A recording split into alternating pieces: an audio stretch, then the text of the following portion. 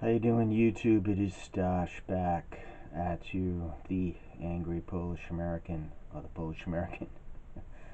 Um, I'm gonna talk about some of my thoughts on so-called Polonia. That's the Polish immigrant diaspora, or Polish Americans, history, just very general. In essence, I guess my thoughts are that, politically speaking, the Polish group in the United States hasn't done that great in terms of getting somebody to be president or political clout, political power, that kind of thing. Maybe the closest it came was Dan Rostenkowski, who was actually considered to be kind of a legend in the Ways and Means. He was a tremendous legislator, and out of Chicago. I believe he himself pointed out that the polls weren't, despite they had good numbers in Chicago, they weren't able to put somebody in the mayor's office. So he was aware of that. He was a party loyalist. He was, dubbed as somebody who learned from the old time bosses like Mayor Daley out of Chicago and so forth. To somebody who got jobs and work from them, hey, maybe they're not going to look at that way. That's the way it worked. What I think was pretty bad was his fall. His downfall was, excessive, in my opinion. I mean, they're like, wow, old time corruption. He allegedly traded cash for stamps or something like that. My thoughts on that immediately went to, what was worse than that, voting. Everybody voted yes on the Iraq war to go in, and then they were like, "Oh, weapons of mass destruction. I didn't have any," and now we're there, and we've re-invaded, and it's costing trillions, and arguably could be the complete decline of the United States. But that, I'm just kind of comparing to that. I mean, it's just strange to me. He was prosecuted by Eric Holder, who was part of the clique, the Clinton clique. Um, it is what it is. Holder, I think, is connected to the Fast and Furious, and obviously the Clintons. Immensely popular with a certain segment of the population, but they have a lot of baggage. I think even the quote-unquote real media, or the acceptable media, said that the country's polled as really not trusting the Clintons or whatever. And yet they've got a lot of political clout. Cash for stamps isn't pay to play. It's not Whitewater. It's not the mysterious demise of Commerce Secretary Ron Brown. It's not Juanita Broderick. And a lot of the heavy baggage that Bill Clinton has, including the questionable bombing of Kosovo, and on. The screw up in Somalia, going in with not quite backup for the troops, and the overall degradation of the seriousness of the office of president under Bill Clinton, playing the saxophone on late night TV. He did not inhale. Monica Lewinsky. I mean, he's a hero to the left, and they don't mind that kind of stuff, but some people don't like it. Rostenkowski, as far as I know, he wasn't caught up in any of that kind of thing. He was a hard-working, solid, super loyal Democratic Party guy. In Ways and Means, he got a lot of legislation through, and it's been said that, you know, as time goes on, he'll be seen as one of the greatest legislators of this century by some. He reportedly was a great comfort to Jacqueline Kennedy after the assassination of JFK, which is interesting. So he was that kind of guy. Chicago, never putting a mayor in there, I think is not alone in that. The Polish Americans, as I made my first vlog, I was making a shout out to people. Hey, I want to hear from you. How's your community? I didn't really hear back from anybody. I think I heard back from some woman from Alabama or something, which was cute. I think it's just going away. I mean, is that negative? Yeah, I don't know. I think it's just a reality. You know, it will be the first of the European groups, I think, of any significant numbers to completely kind of fade away. Yeah, I mean, I don't think really anybody cares, which is weird. But again, I keep referencing this book called Hollywood's War on Poland that I want to vlog about soon when I'm got something more tangible on that. But so Rostenkowski went down in the stamps for cash thing, and I can just hear a lot of guys saying, "Yeah, he stole the stamps for money." I mean, you know, I don't know. I sometimes even wonder if these things are true. Chicago is a you know, politically probably arguably one of the toughest cities in America. And again, the Polish American immigrants, people failed to put a guy in as mayor, and they haven't been able to put too many people at all of any significant stature politically. And he himself pointed out provincialism, infighting, and I wonder about this. You know, you hear, oh, if somebody's Polish and they're talking to somebody else Polish, they go, well, there's a lot of jealousy. I'm interested in what people have to say about that. If you want to comment below, if you feel like it, I would love to hear from anybody on anything about this stuff. I think that Polonia did pretty good recently in the New Jersey statue situation. Looks like they showed the significant outrage, and it looks like it might be staying there, but it might be moving 200 feet away or something. Or that could just mean that the statue is moving anyway, and there'll be more trouble. That's a symbol of what it's like if you identify as Polish American. You know, I don't, and it was really cool. I think there was some footage of people from New Jersey that were complaining about it, and there were some people that weren't Polish or Polish American that came out, and I appreciate that. You know, it looks like there was some people that weren't, and they understood the significance of the nature of that Katyn statue. I didn't even refer to it again. New Jersey, the Katyn statue, about the genocide of the Polish intelligentsia. But I don't think they would have really tried that with a lot of other groups in this country. I don't think they would have dared to move that statue. And it's politics, and calling it like an eyesore, or the mayor's like he won't be dictated by Poland. He's picking war, and I thought this was the age of political correctness and niceness, and I don't think that's really true when it comes to Poles. I think that that's one of the last acceptable groups that you can do ethnically offensive jokes about.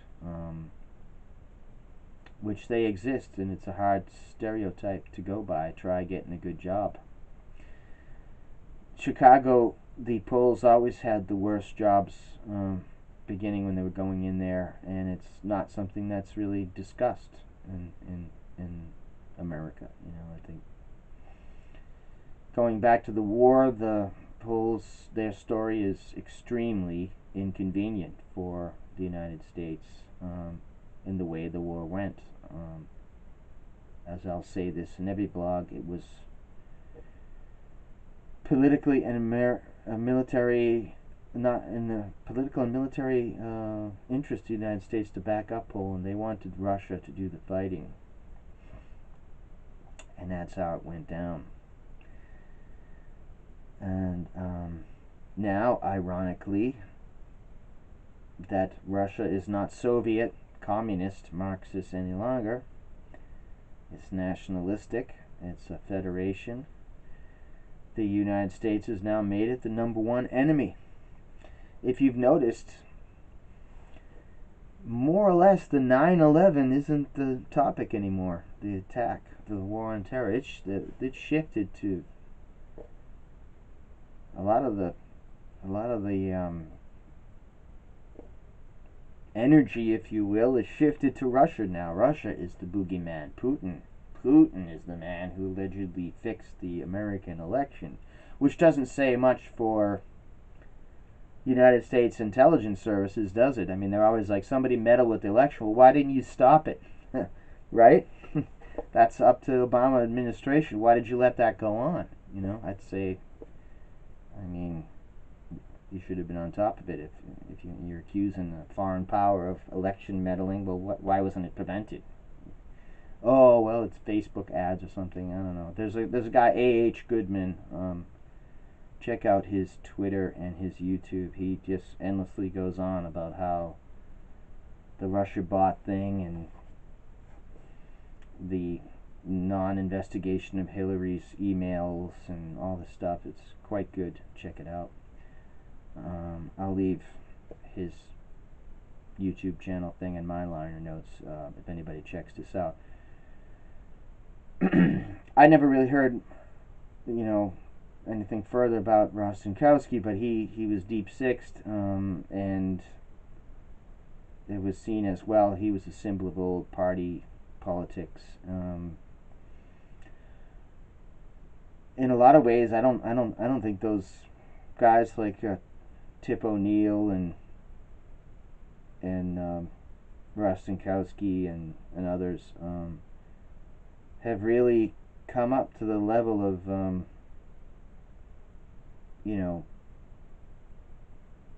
I don't if you, the kind of corruption that we're looking at in modern day United States politics. Unless you are a warmonger, or for 100% open borders, which apparently half the country is.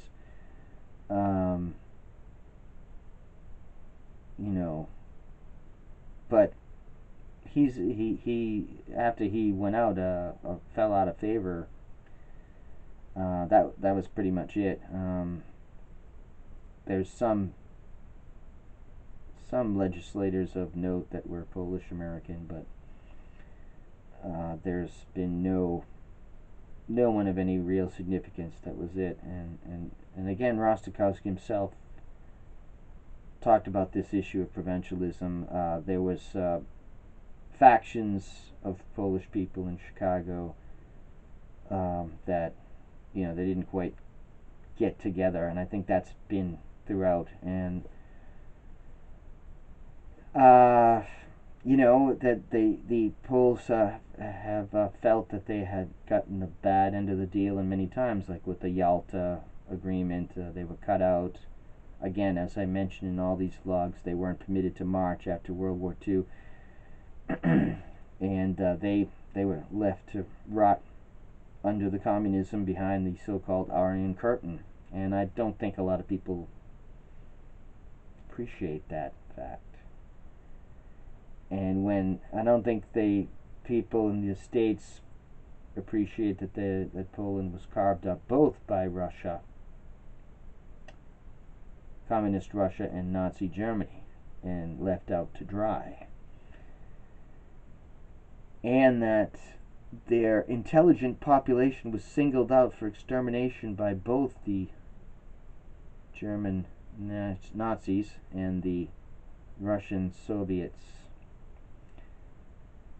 So that statue is a big deal to Poles. It would be the equivalent of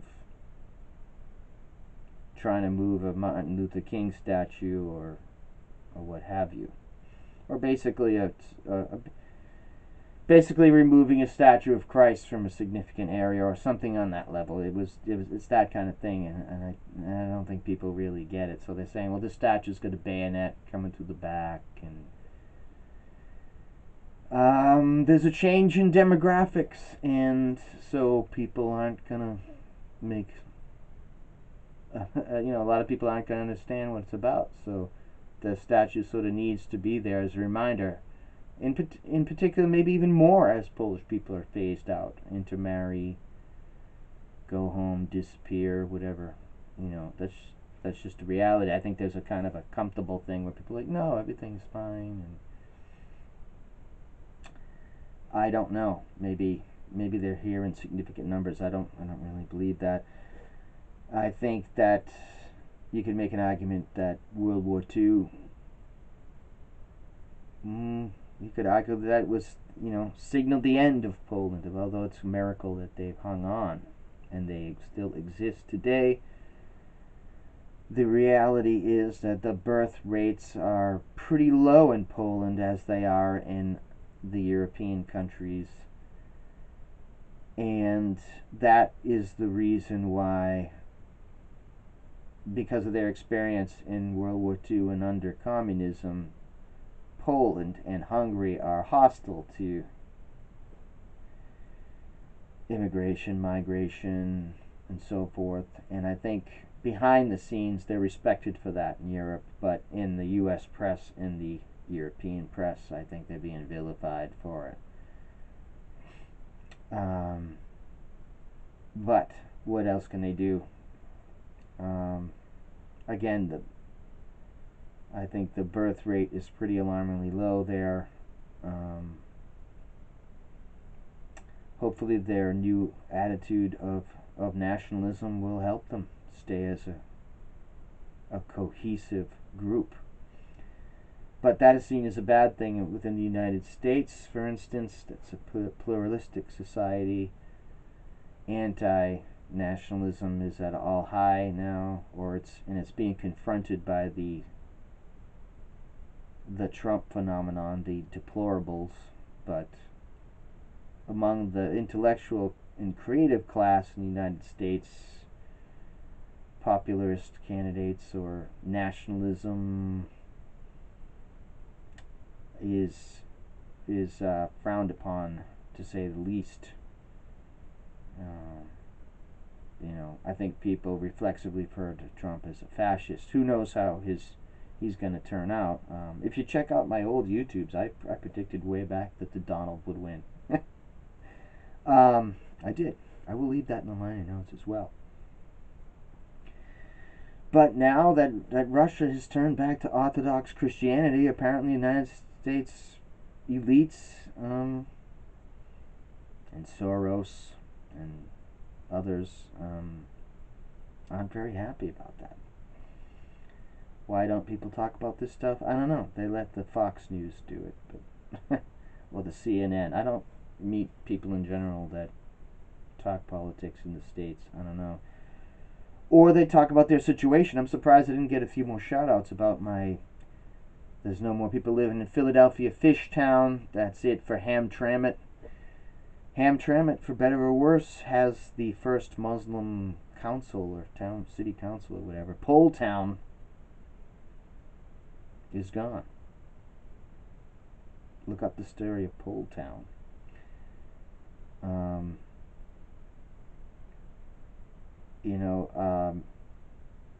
I think actually Rostenkowski in visiting Jacqueline Kennedy when she was in mourning, it was more than just that. I think he liked JFK. Was a good man, and a friend, and the first lady, the beautiful first lady. But I think he knew it was probably pretty much the decline would be coming, because as much as the Irish and Polish, probably on the parish level in politics, probably duked it out for power. JFK was essentially sympathetic, I think, to his Roman Catholic Polish counterparts, and that was, the end. And I think many people say that that's the beginning of a massive decline for the United States after the assassination of John F. Kennedy, 1963. There has been a sharp increase in problems, social problems. The Great Society hasn't turned out great in every way. The use of drugs and so forth has quadrupled after JFK. JFK, Vatican II, the churches emptied out. So from the Roman Catholic standpoint, Polish and Irish American, Italian American standpoint, is something that all three of those groups have probably missed. This idea that after the Kennedy was sparked a decline of Americans who are Roman Catholic, who are perhaps never been very popular by the elite in the United States. Certainly the working class Poles had been, part of America's changes in the city's social engineering and so forth. There's a book, Soldered by Cities, by an E. Michael Jones, that talks about that. Polish neighborhoods busted up. Very, very controversial stuff, but it's worth checking out.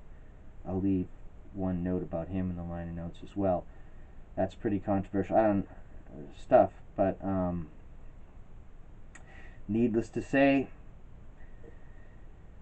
there's been some serious changes in demographics in the United States, and there's been some almost perpetual war.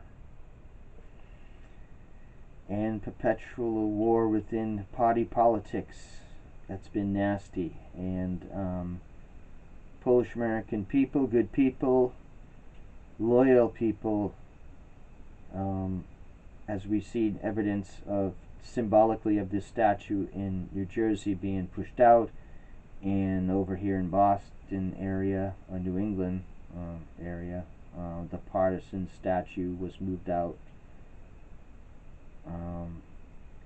And we've got Pole Town that nobody knows about. That's a city that was completely eliminated. So give me a shout if you're Polish and you want to talk about this stuff.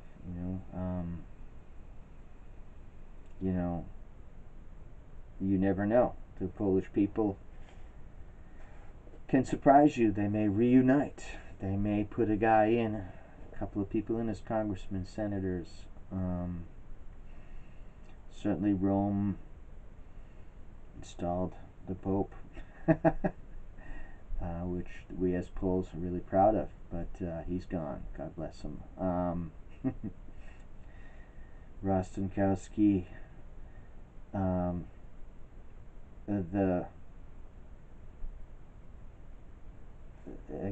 that was pretty much spelled the end of high-level politics for the Poles. Well, that's it for me. I'll talk to you soon. God bless.